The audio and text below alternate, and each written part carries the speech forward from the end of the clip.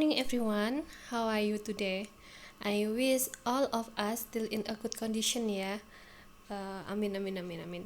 Okay, so for today we will discuss about chapter 9 in our reading and writing class. Nah, apa yang akan dibahas di chapter 9 yaitu tentang konteks clue. Ada yang sudah membaca konteks clue itu apa? Teman-teman bisa juga membuka materi ini di buku ya, buku yang guiding books yang Miss Norma bilang bisa beli di Playstore itu. Nah, silahkan dicari chapter 9-nya. Oke, kita mulai. Konteks clues. Intinya itu ada clue atau apa ya? Keywordnya gitu, keywordnya konteks clue, jadi dihubungkan dengan konteksnya, keyword yang dihubungkan dengan konteks. Yang pertama, guessing the meaning of a word from its context.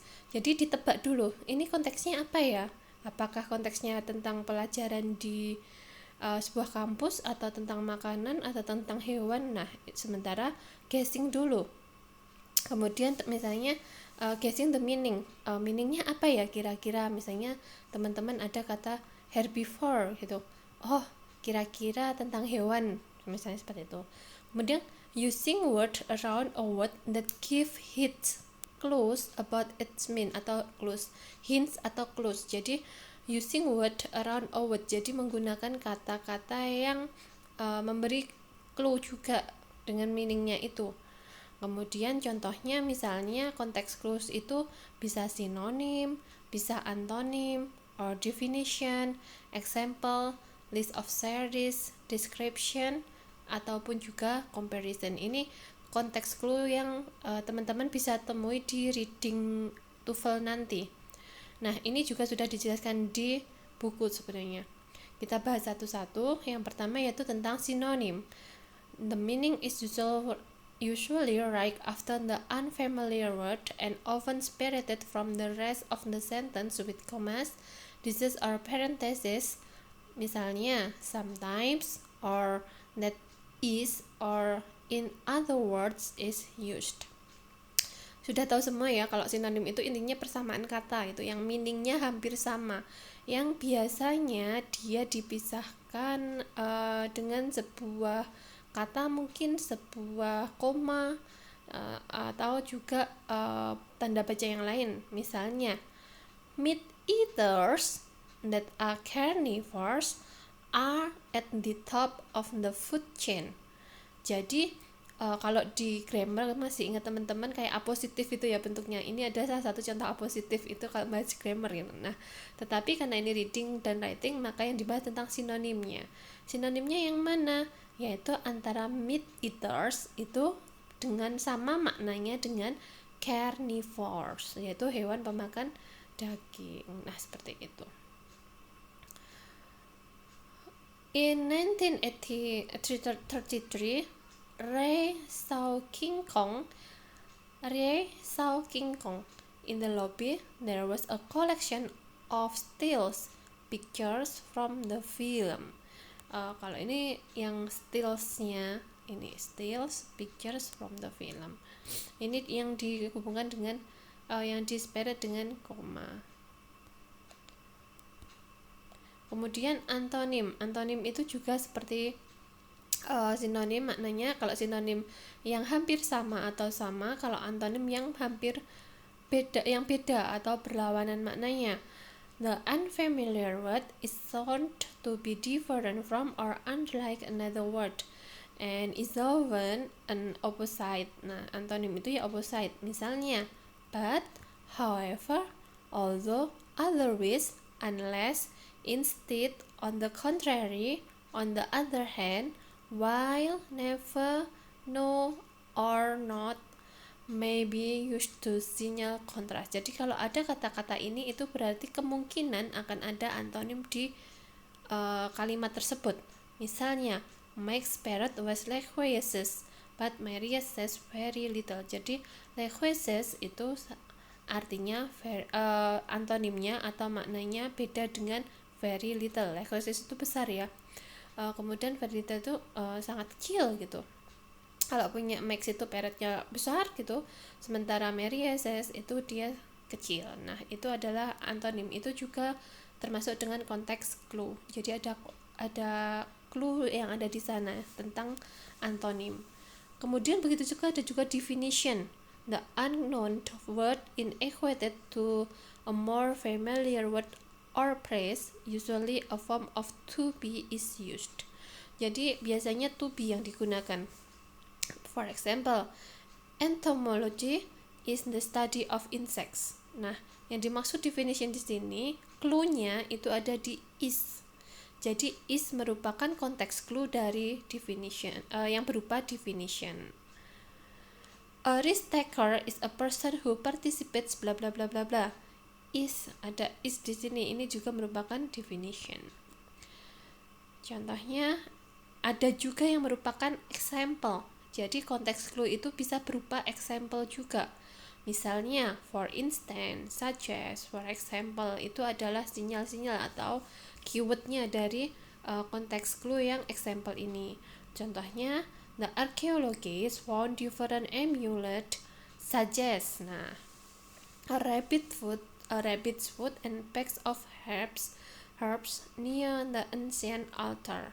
Nah, she likes music from Latin America like salsa. Example di sini ada kata such as di sini kan, such as. Berarti dia merupakan konteks clue yang berupa example. Yang mana example-nya yaitu a rabbit's foot and packs of herbs. Kemudian yang kedua itu ada like. Di situ adalah keyword dari konteks clue example juga. Yang mana example-nya yaitu salsa, bahwa salah satu musik from Latin America itu ya contohnya adalah salsa. List of series, jadi dia berseri. Misalnya pasti ini dihubungkan dengan koma biasanya kalau seri itu. The unfamiliar word is included in a series of related words that give an idea of the word's meaning. Misalnya, North American predators include grizzly bears, palms, wolves, and foxes. Nah, kata-kata itu ada clue-nya yaitu include. Misalnya, the unfamiliar-nya apa? Predators. Nah, predators ini apa ya kira-kira? Nah, ternyata di sini ada konteks clue-nya yaitu berupa list of series. Oh, grizzly bears, berarti ada bears, itu berarti tentang hewan pasti. Kemudian ada pumas, ada puma. Kemudian wolves, serigala, dan foxes. Nah, di situ ternyata dia predator itu kita bisa dari list series ini kita bisa tahu bahwa predator itu semacam hewan pemangsa seperti itu. Dengan contoh yang di bawah ini.